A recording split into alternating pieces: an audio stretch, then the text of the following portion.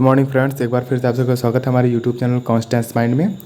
जैसा कि हम सब ने पिछले 2 वीडियो में सिंधु घाटी सभ्यता के परिचय सहित हड़प्पा, मोहनजोदड़ो और चनहुदड़ो इन 3 स्थानों के उत्खनन और इनसे संबंधित बातों को कवर कर लिया था, जिनकी लिंक आपको डिस्क्रिप्शन में मिल जाएगी।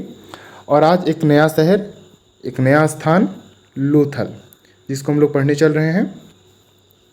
तो लोथल को सबसे पहले बता दें कि इसको मिनी हड़प्पा या छोटा मोहनजोदड़ो भी कहा जाता है। और इसके बाद देखेंगे लोथल के खोजकर्ता रंगनाथ राव, 1953 में इन्होंने इसकी खोज की थी। लोथल की स्थिति जो है वह गुजरात में खंभात की खाड़ी के नज़दीक भुगवा नदी के किनारे है। यह है वह स्थान लोथल जो कि गुजरात में खंभात की खाड़ी के नज़दीक भुगवा नदी के किनारे है।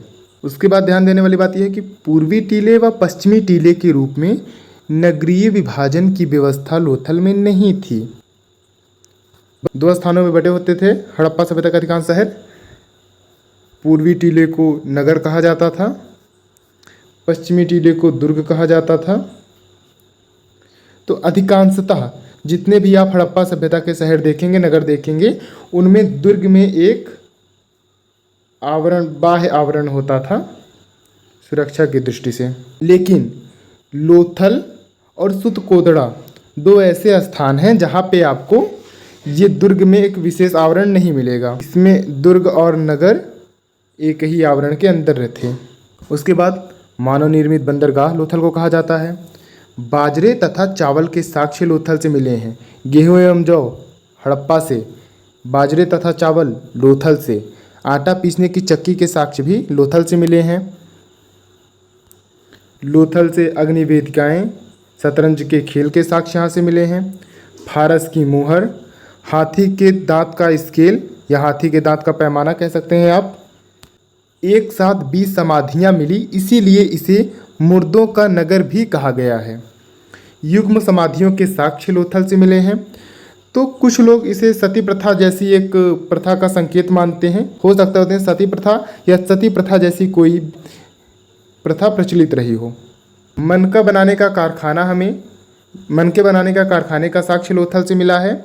रंगाई कुंड अथवा कपड़े की रंगाई के साक्ष्य हमें लोथल से मिले हैं।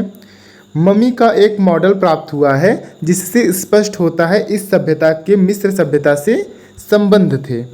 2 राक्षसों के चित्र वाली मुहर प्राप्त हुई जो फारस के साथ संबंध दर्शाती हैं, क्योंकि तत्कालीन फारस में कुछ ऐसी ही मुहरें प्रचलित थी। गोरिल्ला और बारहसिंघा के चित्र वाली मुहरें हमें लोथल से मिली हैं। एक बर्तन पर चालाक लोमड़ी और कौवे की कहानी के चित्र अंकित मिलते हैं। तो ये था हमारा लोथल के बारे में। इसके बाद अगले स्थान के बारे में हम लोग चर्चा करेंगे। अगला स्थान हम लोग देखेंगे धौलावीरा, जो कि भारत का दूसरा सबसे बड़ा स्थान है। पहले स्थान पे हरियाणा का राखी गढ़ी है। राखी गढ़ी यह भारत का सबसे बड़ा स्थान है और धौलावीरा भारत का दूसरा सबसे बड़ा स्थान है। तो धौलावीरा के खोजकर्ता जगपति जोशी हैं। 1967 में इन्होंने इसकी खोज की थी। विस्तृत उत्खनन का श्रेय इसको RS बिष्ट को जाता है। इन्होंने 1990 में इसका विस्तृत उत्खनन किया था। धौलावीरा की अवस्थिति जो है गुजरात के कच्छ की खाड़ी के क्षेत्र में स्थित है। गुजरात की कच्छ की खाड़ी में देख सकते हैं धौलावीरा ये स्थान पे है भारत के मैप में, जो कि मासर एवं मनहर नदियों के मध्य में स्थित है।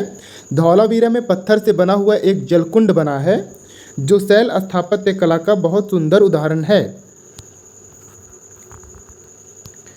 त्रिस्तरीय नगर योजना केवल धौलावीरा में पाई जाती है। पत्थर पर चमकीला पॉलिश धौलावीरा में मिला है। घोड़े की कलाकृतियों के अवशेष धौलावीरा से मिले हैं। एक भव्य इमारत स्टेडियम के अवशेष धौलावीरा से मिले हैं। और एक बार आइए इन दोनों बिंदुओं को एक बार फिर से मिला के चर्चा कर लिया जाए। धौलावीरा में पत्थर से बना हुआ एक जलकुंड बना है जो कि शैल स्थापत्य कला का बहुत सुंदर उदाहरण है। और उसके बाद त्रिस्तरीय नगर योजना केवल धौलावीरा में पाई गई है।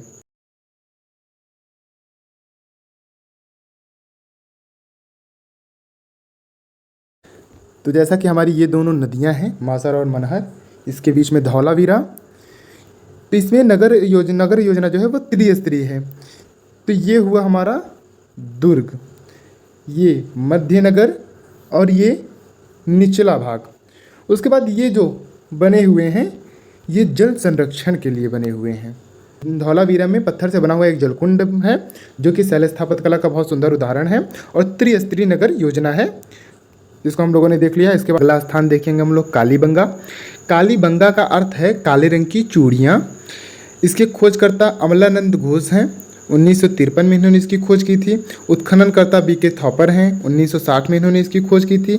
इसकी स्थिति राजस्थान के हनुमानगढ़ जिले में घग्गर नदी के तट पे है। घग्गर नदी और घाघरा नदी अलग अलग नदियां हैं। घग्गर नदी मतलब आज की सरस्वती नदी, सरस्वती नदी जो कि इतनी समय विलुप्त हो चुकी हैं। तो अगर मैप पे इसको देखा जाए तो यह है हमारा कालीबंगा जो कि राजस्थान में घग्गर नदी के तट पर है। उसके बाद कालीबंगा से हमें 7 हवन कुंड के साक्ष्य 7 हवन कुंड मिले हैं। ऊँट की हड्डियाँ मिली हैं।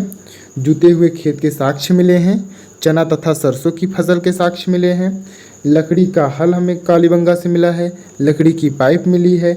अलंकृत ईंटों के साक्ष्य मिले हैं। मतलब वहाँ की ईंटें जो थी वो नक्काशीदार थी, उन पे आकृतियाँ बनी हुई थी, अलंकृत ईंटें थी। मेसोपोटामिया की मोहरों के समरूप बेलनाकार मोहरें हमें कालीबंगा से मिली हैं। तो ये था हमारा कालीबंगा। इसके बाद अगले वीडियो में हम लोग बाकी बचे हुए स्थानों पे चर्चा कर लेंगे और उम्मीद है कि जो प्रमुख 8 शहर हैं वह अगले वीडियो में पूरे हो जाएंगे हमारे। तब तक के लिए thank you, bye bye and take care.